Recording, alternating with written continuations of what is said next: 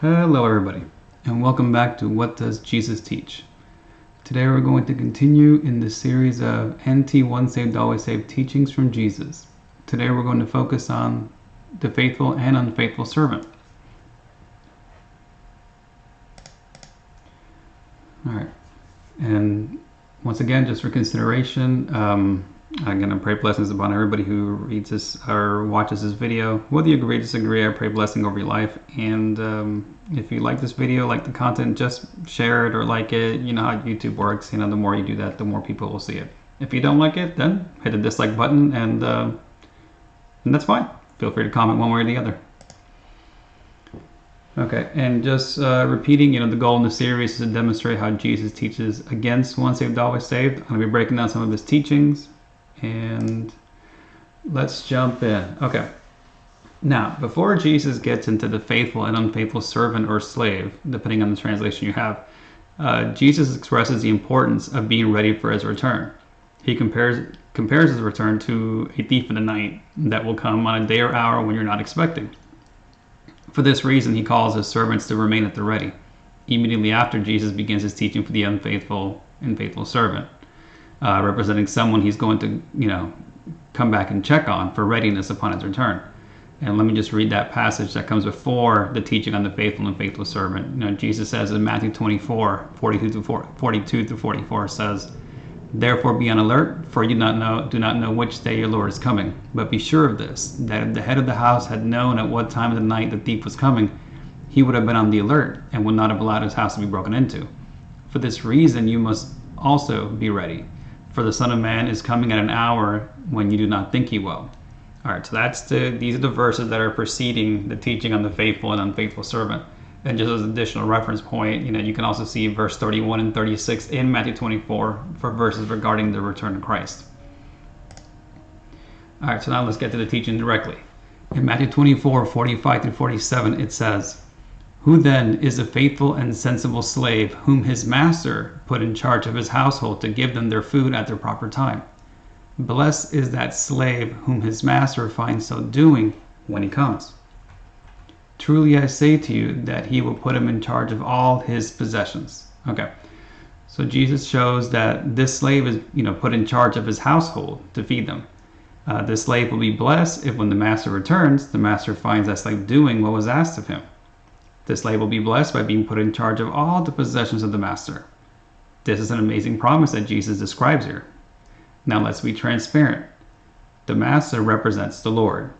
The slave of the master represents someone who got saved, for the Lord will not grant you responsibility over others on the earth if you are a never saved person. In addition, a never saved person is not the recipient of a promise of being in charge of anything that belongs to the Lord. So again, only a saved person would ever receive such a promise. Now let's see a visual. Okay, so on the left you see at the top, the master, again representative of the Lord, and he puts his slave, again a saved person, in charge of his household.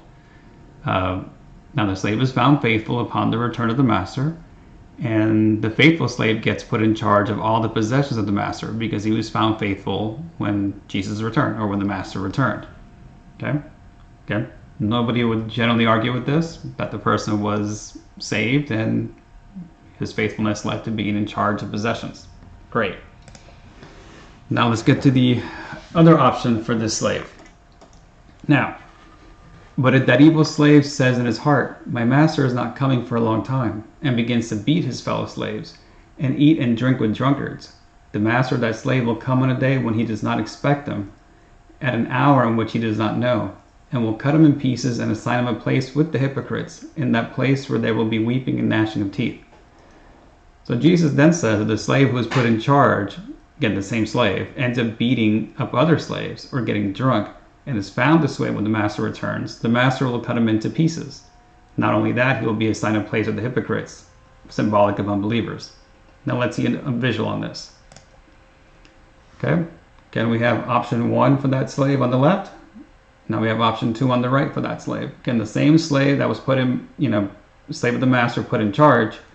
This option shows that the slave put in charge is not found faithful. He turned to abuse and getting drunk.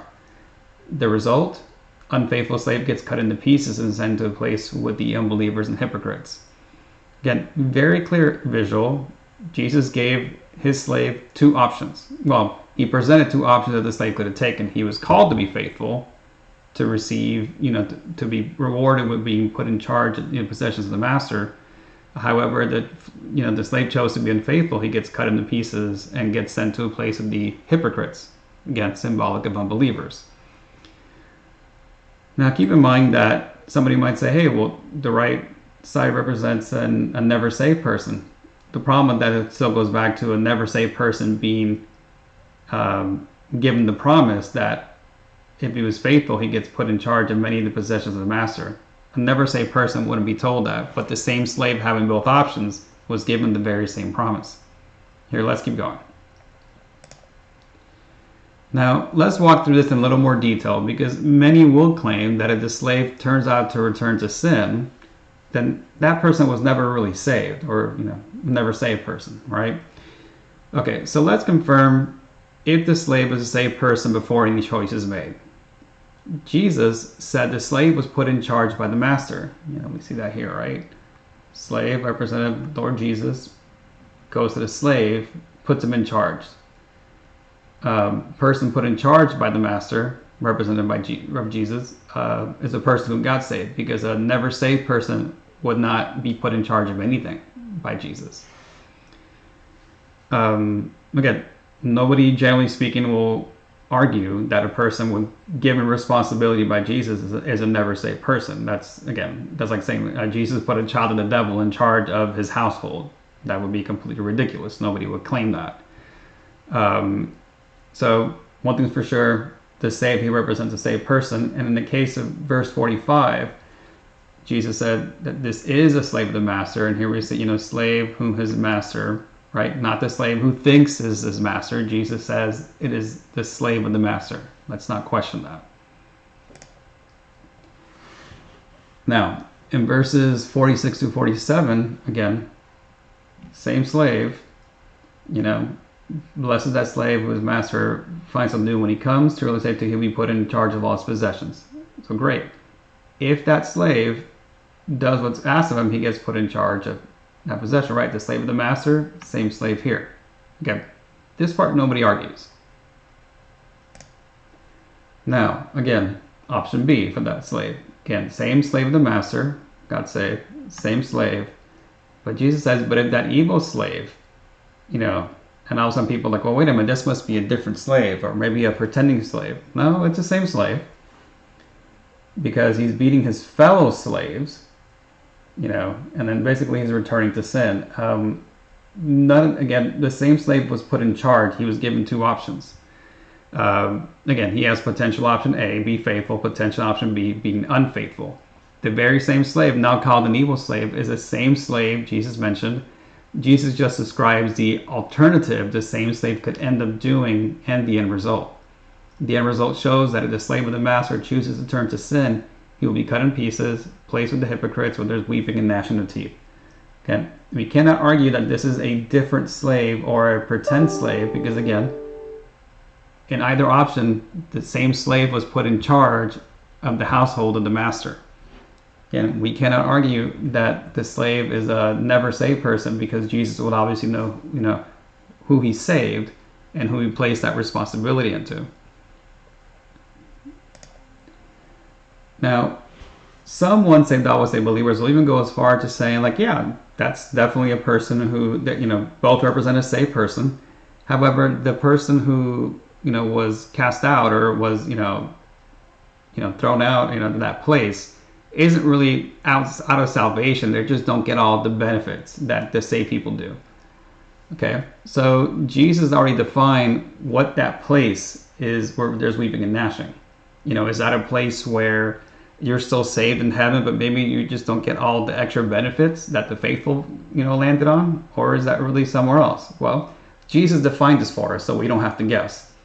In Matthew 13, 41 through 42, as part of another teaching, Jesus closes by saying, "The Son of Man will send forth his angels, and they will gather out of his kingdom all stumbling blocks, and those who commit lawlessness, and will throw them into the furnace of fire, in that place where there will be weeping and gnashing of teeth." Okay. Now, when Jesus in Matthew 24:51 says that we'll cut them in pieces in the Simon place with the hypocrites, in that place, again, that place here is the furnace of fire, that place, will there be weeping and gnashing of teeth. So you see it's the same place, but in Matthew 13, he actually calls it something specific, the furnace of fire. Again, symbolic of hell and or lake of fire. Definitely not going to be in heaven with the Lord, just missing some benefits. That place is where, the furnace of fire. So for those who may want to say that Matthew 24:51 is just talking about somewhere still in heaven just without all the benefits, has not read or has missed Matthew 13:42, because Jesus described it perfectly clear. This is hell and or lake of fire. Okay, going back to the error, the once saved always saved is, obviously if once saved always saved were true, both the faithful and the faithful slave would still enter the kingdom fully, and neither would end up in the furnace of fire. However, we see that if the slave is put in charge by the Lord, later becomes unfaithful, his end is the same as a never saved person, aka a hypocrite. Jesus makes it clear that the unfaithful person is cut into pieces and cast away with the unbelievers. Again, for once saved always saved to be true, both options should and would still lead to being with the Lord and finding a place with fellow believers. But that is not, the case for the slave of Christ who chooses to be unfaithful. Again, friends, just being honest with the scripture here, the teaching of Jesus, I think we laid this out pretty clearly. However, if you disagree for some reason, comment, and if you agree, share it. Anything else that you feel I may have missed, feel free to include. I'll take all comments. I usually try to read most of them. With that, God bless you. Have a great day. Bye.